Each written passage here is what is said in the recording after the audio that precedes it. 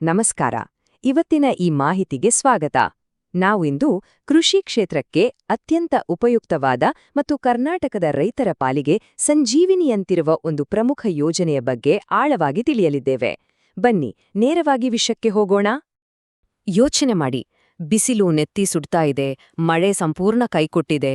ಇಂಥ ಸಮಯದಲ್ಲಿ ಕೃಷಿ ಭೂಮಿಗೆ ನೀರೆಲ್ಲಿಂದ ತರೋದು? ಇದು ನಮ್ಮೆಲ್ಲರ ದೊಡ್ಡ ಪ್ರಶ್ನೆ ಅಲ್ವಾ?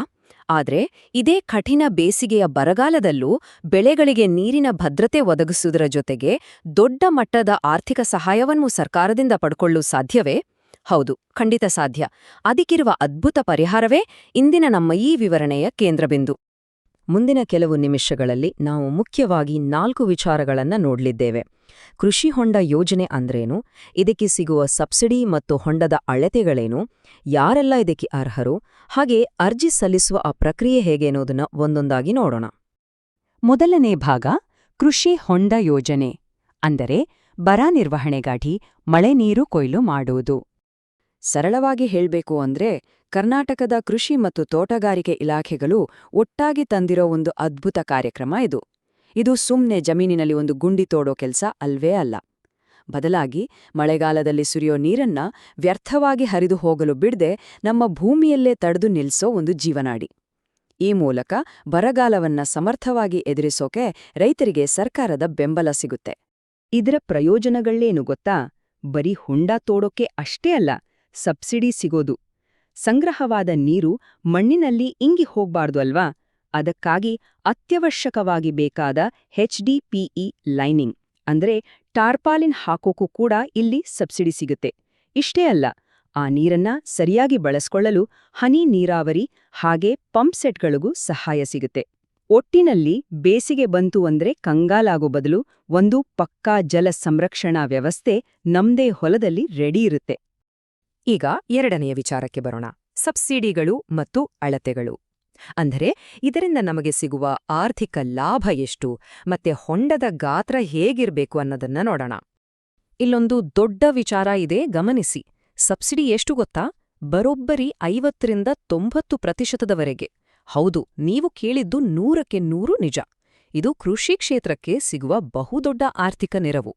ಇನ್ನು ಈ ಸಬ್ಸಿಡಿಯ ನಿಖರವಾದ ಮೊತ್ತ ರೈತರ ವರ್ಗದ ಮೇಲೆ, ಅಂದರೆ ಸಣ್ಣ, ಅತಿಸಣ್ಣ, ಪರಿಶಿಷ್ಟ ಜಾತಿ ಅಥವಾ ಪರಿಶಿಷ್ಟ ಪಂಗಡ, ಹೀಗೆ ವಿವಿಧ ವರ್ಗಗಳ ಆಧಾರದ ಮೇಲೆ, ಹಾಗೆ ನಿಮ್ಮ ಆಯಾ ಜಿಲ್ಲೆಯ ನಿರ್ದಿಷ್ಟ ಮಾರ್ಗಸೂಚಿಗಳ ಅನ್ವಯ ನಿರ್ಧಾರ ಆಗುತ್ತೆ. ಆದ್ರೆ ಈ ಆರ್ಥಿಕ ನೆರವು ಬೇಕು ಅಂದ್ರೆ ಹೊಂಡದ ಅಳತೆ ಸರ್ಕಾರ ನಿಗದಿಪಡಿಸಿದ ಹಾಗೆ ಇರಬೇಕು. ಇಲ್ಲಿ ನಮ್ಗೆ ಮುಖ್ಯವಾಗಿ 2 ಸಾಮಾನ್ಯ ಗಾತ್ರದ ಆಯ್ಕೆಗಳಿವೆ. ಮೊದಲನೇ ಆಯ್ಕೆ 18 ಮೀಟರ್ ಉದ್ದ, 18 ಮೀಟರ್ ಅಗಲ, ಹಾಗೆ 3 ಮೀಟರ್ ಆಳ.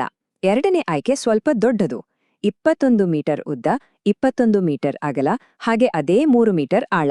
ನಿಮ್ಮ ಜಮೀನಿನ ವಿಸ್ತೀರ್ಣ ಮತ್ತು ಅಲ್ಲಿ ಸಿಗುವ ನೀರಿನ ಪ್ರಮಾಣಕ್ಕೆ ತಕ್ಕಂತೆ ನಿಮ್ಗೆ ಯಾವುದು ಸರಿ ಹೊಂದುತ್ತೆ ಅದನ್ನ ನೀವೇ ಆಯ್ಕೆ ಮಾಡ್ಕೊಳ್ಬಹುದು. ಈಗ ಮೂರನೇ ಮುಖ್ಯವಾದ ಭಾಗ, ಯಾರು ಅರ್ಹರು, ಮಾನದಂಡಗಳು ಮತ್ತು ಅಗತ್ಯ ದಾಖಲೆಗಳು ಏನು ಅನ್ನೋದನ್ನ ತಿಳಿಯೋಣ. ಸಾಮಾನ್ಯವಾಗಿ ಸರ್ಕಾರಿ ಕಚೇರಿ ಅರ್ಜಿ ಅಂದ ತಕ್ಷಣ ಒಂದಿಷ್ಟು ಗೊಂದಲಮಯ ಇಂಗ್ಲಿಷ್ ಪದಗಳು ಕೇಳಿಬರ್ತವೆ ಅಲ್ವಾ? ತಲೆ ಕೆಡಿಸ್ಕೊಳ್ಬೇಡಿ, ಅದನ್ನೀಗ ಸುಲಭವಾಗಿ ಬಿಡಿಸಿ ಹೇಳ್ತೀನಿ. ಮೊದಲು ಫ್ರೂಟ್ಸ್ ಐಡಿ ಅಥವಾ FID ಅಂದ್ರೆ ಇದು ರೈತರ ಸಂಪೂರ್ಣ ಮಾಹಿತಿ ಇರುವ ಒಂದು ಗುರುತಿನ ಸಂಖ್ಯೆ. ಇದು ತುಂಬಾನೇ ಕಡ್ಡಾಯ. ಆಮೇಲೆ RTC ಅಂದ್ರೆ ನಮ್ಮ ಕೃಷಿ ಭೂಮಿಯ ಹಕ್ಕುಪತ್ರ ಅಥವಾ ಪಹಣಿ. ಮೂರನೆಯದು ರೈತ ಸಂಪರ್ಕ ಕೇಂದ್ರ ಅಥವಾ RSK, ನಾವು ಮಾಹಿತಿಗಾಗಿ ಹೋಗಬೇಕಾದ ಜಾಗ ಇದು. ಕೊನೆಯದಾಗಿ DBT ಅಂದ್ರೆ ನೇರ ನಗದು ವರ್ಗಾವಣೆ, ಅಂದ್ರೆ ಸಬ್ಸಿಡಿ ಹಣ ನೇರವಾಗಿ ನಿಮ್ಮ ಬ್ಯಾಂಕ್ ಖಾತೆಗೆ ಬಂದು ಬೀಳುವ ವ್ಯವಸ್ಥೆ. ಸರಿ, ಹಾಗಾದ್ರೆ ಈ ಯೋಜನೆಯ ಲಾಭ ಪಡಿಬೇಕು ಅಂದ್ರೆ ನಮ್ಮ ಬಳಿ ಏನೇನಿರ್ಬೇಕು? ಇಲ್ಲೊಂದು ಸಣ್ಣ ಚೆಕ್ಲಿಸ್ಟ್ ಇದೆ. 1, ನಿಮ್ಮದೇ ಆದ ಸ್ವಂತ ಕೃಷಿ ಭೂಮಿ ಇರಲೇಬೇಕು. 2, ಆಗ್ಲೇ ಹೇಳಿದ ಹಾಗೆ ಫ್ರೂಟ್ಸ್ ಪೋರ್ಟಲ್ನಲ್ಲಿ ಕಡ್ಡಾಯವಾಗಿ ನೋಂದಣಿಯಾಗಿರಬೇಕು. 3, ಜಮೀನಿನ ಸರಿಯಾದ ಪಹಣಿ ಇರಬೇಕು. 4, ಸಬ್ಸಿಡಿ ಹಣ ನೇರವಾಗಿ ಬರಲು ನಿಮ್ಮ ಬ್ಯಾಂಕ್ ಖಾತೆಗೆ ಆಧಾರ್ ಲಿಂಕ್ ಆಗಿರಬೇಕು. ಕೊನೆಯದಾಗಿ ಒಂದು ಪಾಸ್ಪೋರ್ಟ್ ಸೈಜ್ ಫೋಟೋ ಇರಬೇಕು. ಇವಿಷ್ಟೋ ನಿಮ್ಮ ಹತ್ರ ಇದ್ರೆ ನೀವು ಪಕ್ಕಾ ಈ ಯೋಜನೆಗೆ ಅರ್ಹರು. ಬನ್ನಿ, ಈಗ ಕೊನೆಯ ಹಾಗೂ ಅತ್ಯಂತ ಪ್ರಾಯೋಗಿಕ ಹಂತಕ್ಕೆ ಹೋಗೋಣ, ಅರ್ಜಿ ಸಲ್ಲಿಸುವ ಪ್ರಕ್ರಿಯೆ. ಇದು ನಿಮಗಾಗಿಯೇ ಇರುವ ಹಂತ ಹಂತದ ಕ್ರಿಯಾಯೋಜನೆ. ಇಲ್ಲಿ ಪ್ರತಿಯೊಂದು ಹಂತವನ್ನೂ ಸ್ವಲ್ಪ ವಿವರವಾಗಿ ನಿಧಾನವಾಗಿ ನೋಡೋಣ. ಬರೀ 5 ಹೆಜ್ಜೆಗಳು ಅಷ್ಟೇ. ಹಂತ 1, ಆನ್ಲೈನ್ನಲ್ಲಿ ಕರ್ನಾಟಕ ಫ್ರೂಟ್ಸ್ ಪೋರ್ಟಲ್ನಲ್ಲಿ ನೋಂದಣಿ ಮಾಡಿಕೊಳ್ಳಿ. ಹಂತ 2, ನಿಮ್ಮ ಊರಿನ ಹತ್ತಿರ ಇರುವ ರೈತ ಸಂಪರ್ಕ ಕೇಂದ್ರಕ್ಕೆ ಭೇಟಿ ಕೊಡಿ. ಹಂತ 3, ನಿಮ್ಮ ಆಧಾರ್ ಕಾರ್ಡ್, ಪಹಣಿ, ಬ್ಯಾಂಕ್ ವಿವರ ಹಾಗೆ ಫೋಟೋವನ್ನು ಅಲ್ಲಿನ ಅಧಿಕಾರಿಗಳಿಗೆ ಕೊಡಿ. ಹಂತ 4, ಸ್ವಲ್ಪ ದಿನ ಕಾಯಿರಿ. ಅಧಿಕಾರಿಗಳು ನಿಮ್ಮ ಜಮೀನಿಗೆ ಬಂದು ಸ್ಥಳ ಪರಿಶೀಲನೆ ಮಾಡ್ತಾರೆ. ಇನ್ನು ಅಂತಿಮವಾಗಿ ಹಂತ 5, ಎಲ್ಲಾ ಪ್ರಕ್ರಿಯೆ ಮುಗಿದು ಒಪ್ಪಿಗೆ ಸಿಕ್ಕ ಮೇಲೆ ಡಿಬಿಟಿ ಮೂಲಕ ಆ ಭರ್ಜರಿ ಸಬ್ಸಿಡಿ ಹಣ ನೇರವಾಗಿ ನಿಮ್ಮ ಅಕೌಂಟಿಗೆ ಜಮೆಯಾಗುತ್ತೆ. ಅಷ್ಟೇ ಪ್ರಕ್ರಿಯೆ. ಈ ಕೆಲ್ಸ ಇವತ್ತೇ ಶುರು ಮಾಡ್ಬೇಕು ಅಂದ್ರೆ ಎಲ್ಲಿಗೋಗ್ಬೇಕು? ಅಂತರ್ಜಾಲದಲ್ಲಿ ಫ್ರೂಟ್ಸ್ ಕರ್ನಾಟಕ ಪೋರ್ಟಲ್ ಅಥವಾ ಕರ್ನಾಟಕ ಕೃಷಿ ಇಲಾಖೆಯ ವೆಬ್ಸೈಟ್ ನೋಡಬಹುದು. ಅಥವಾ ಇವೆಲ್ಲ ಆನ್ಲೈನ್ ನಮಗೆ ಕಷ್ಟ ಅಂತ ಅನ್ಸಿದ್ರೆ ನೇರವಾಗಿ ನಿಮ್ಮ ಹತ್ತಿರದ ರೈತ ಸಂಪರ್ಕ ಕೇಂದ್ರಕ್ಕೆ ಹೋಗಿ ಮಾಹಿತಿ ಕೇಳಿ. ಅವರು ಖಂಡಿತ ನಿಮಗೆ ಬೇಕಾದ ಸಹಾಯ ಮಾಡ್ತಾರೆ.